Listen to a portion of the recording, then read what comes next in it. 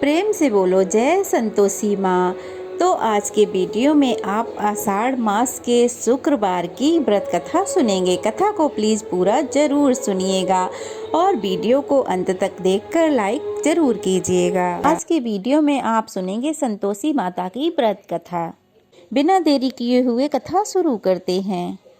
एक गांव में एक बुढ़िया रहती थी। उसके 7 बेटे थे, 6 कमाने वाले थे। एक बेटा निकम्मा था। बुढ़िया माँ 6 पुत्रों का झूठा उस 7वें पुत्र को देती थी।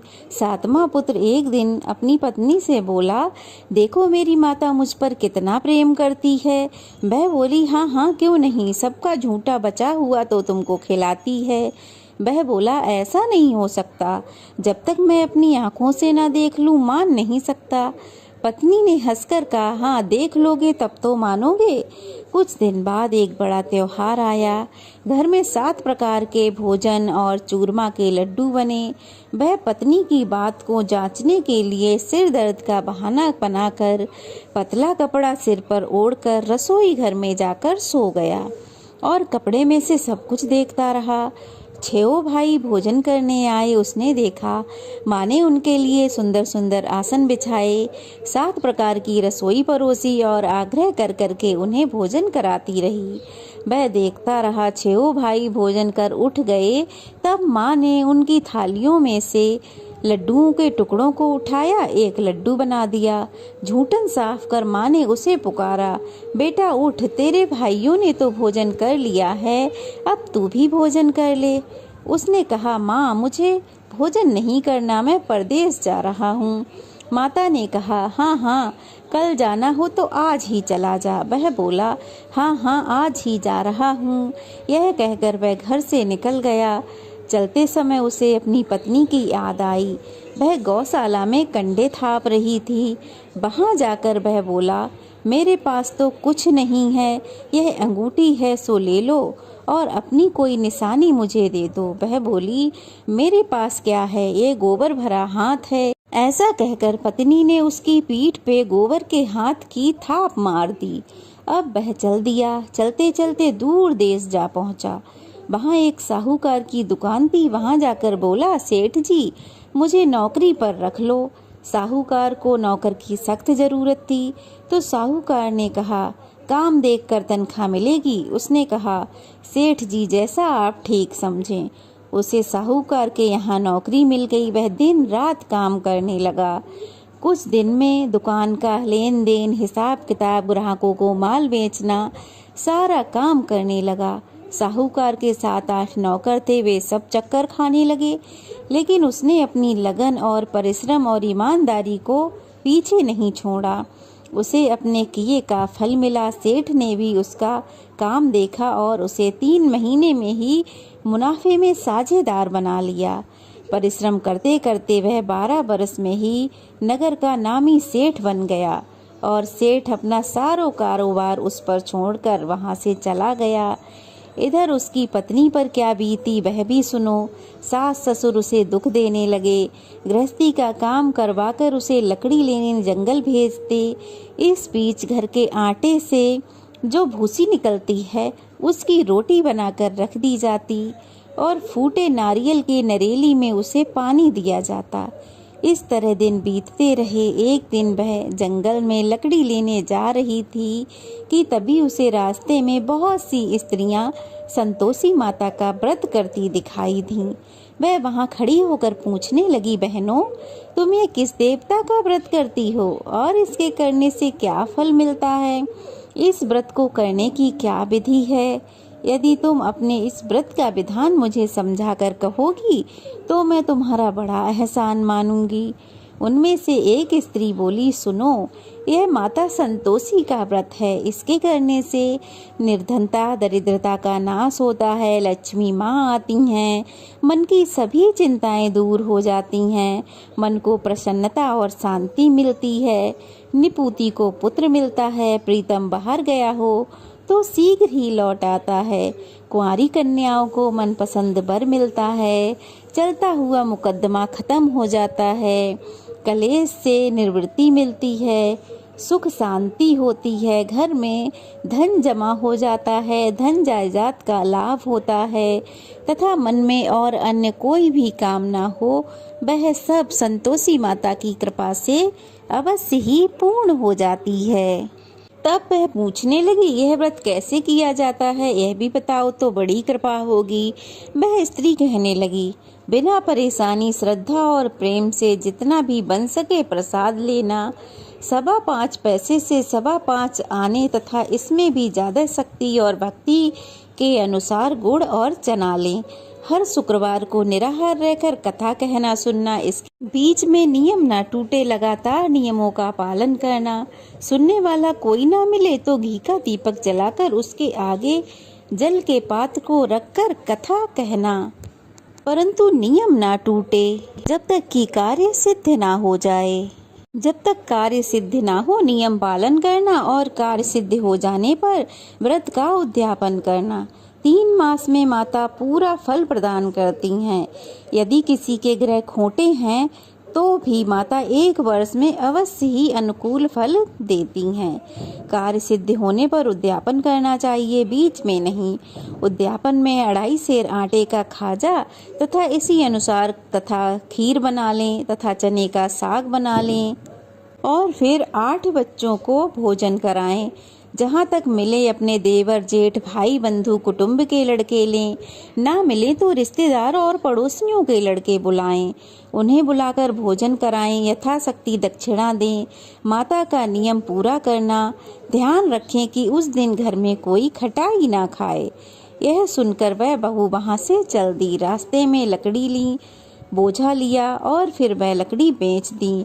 उनसे जो पैसे आए उनसे गुड़ और चना ले माता के व्रत की तैयारी कर आगे चल दी।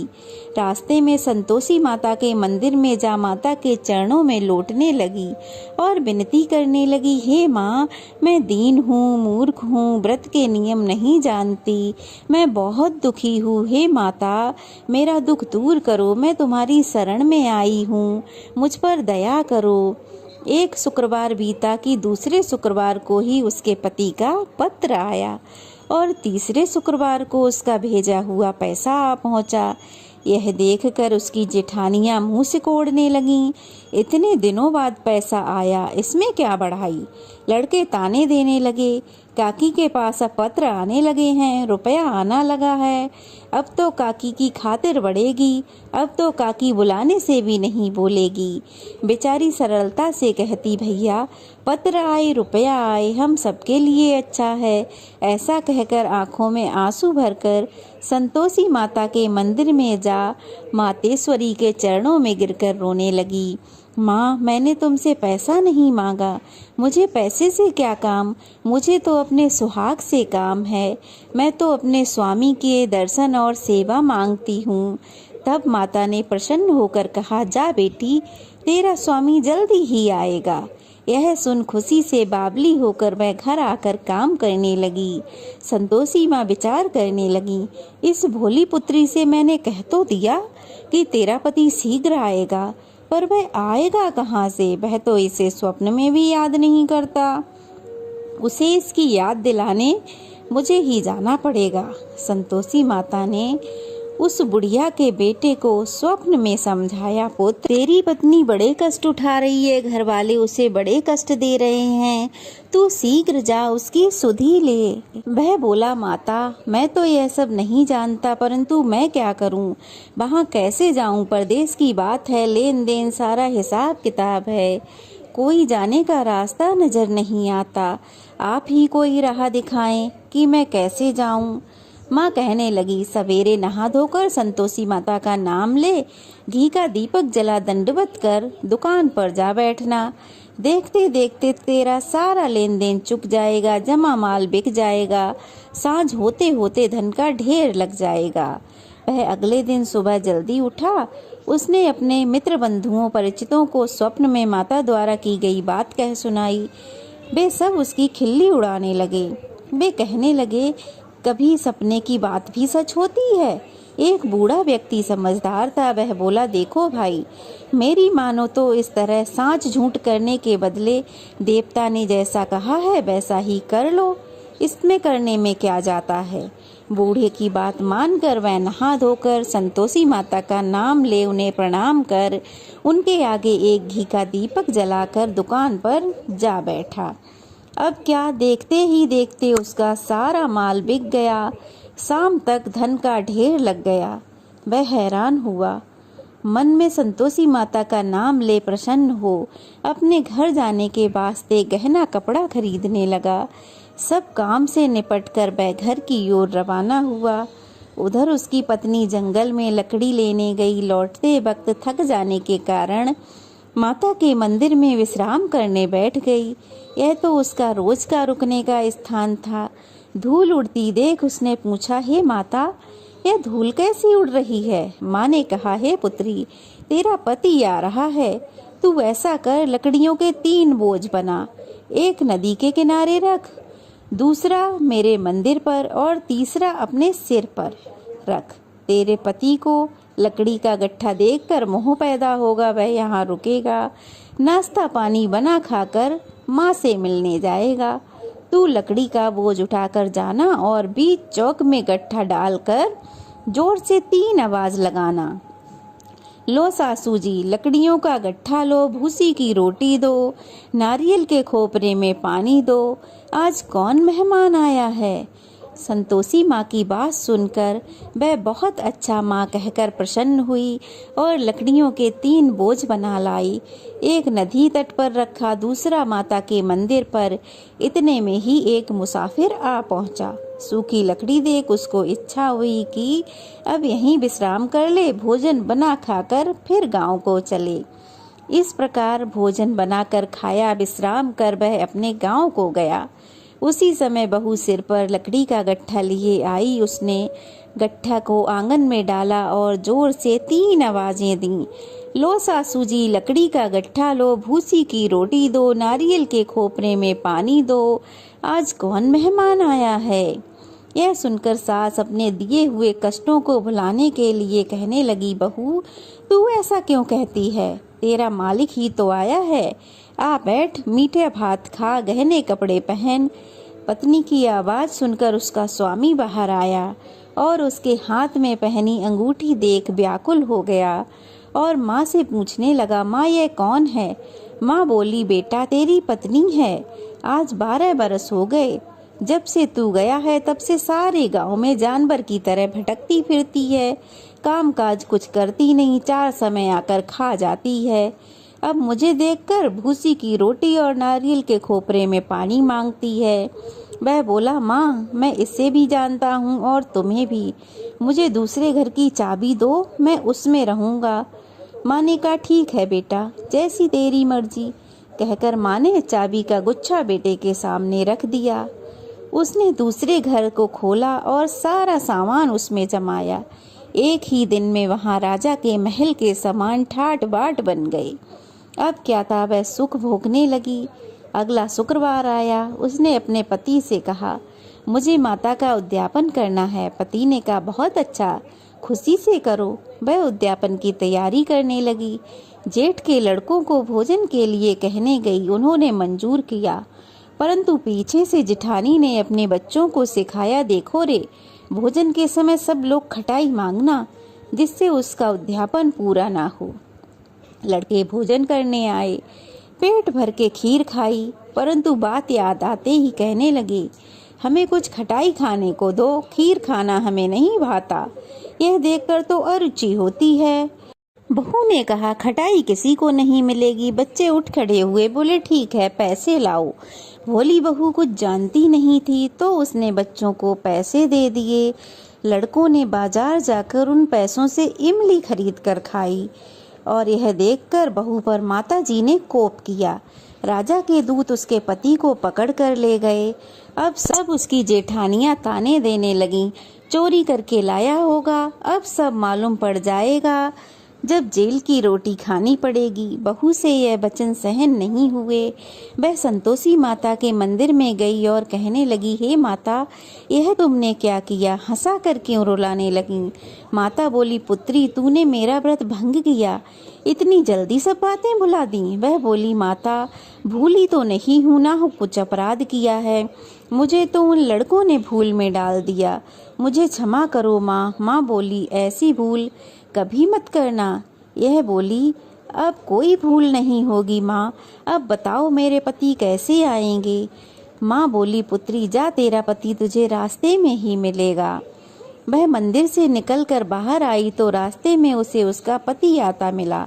उसने पूछा, कहाँ गए थे। वह बोला, इतना धन जो कमाया है उसका कर राजा ने मांगा था, वह भरने गया था। वह प्रसन्न होकर बोली, भला हुआ, अब घर चलो। फिर अगला शुक्रवार आया। वह बोली, मुझे माता का उद्यापन करना है। पति ने कहा, ठीक है करो। वह फिर जेठ के लड़कों को भोजन करने गई। जेठानी ने लड़कों को सिखा दिया कि तुम पहले की तरह ही खटाई मांगना। लड़के भोजन करने बैठे, लेकिन भोजन करने से पहले ही कहने लगे, हमें खीर पूरी नहीं भाती, जी बिगड़ता है, कुछ खटाई खाने को दो।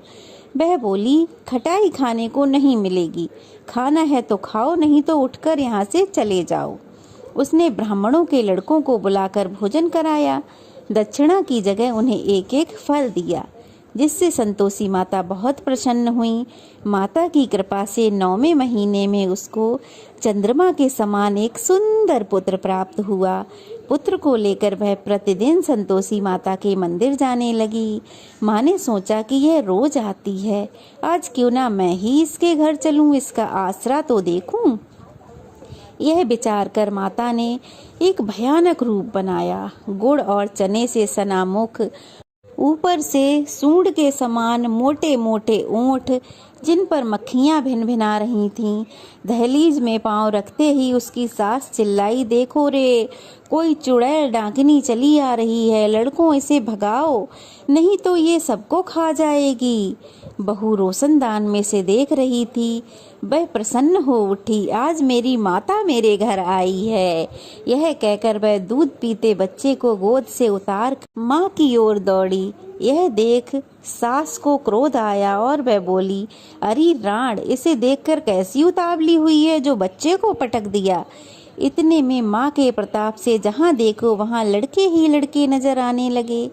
वह बोली, माँ जी, मैं जिनका व्रत करती हूँ ना, यह वही संतोषी माता हैं।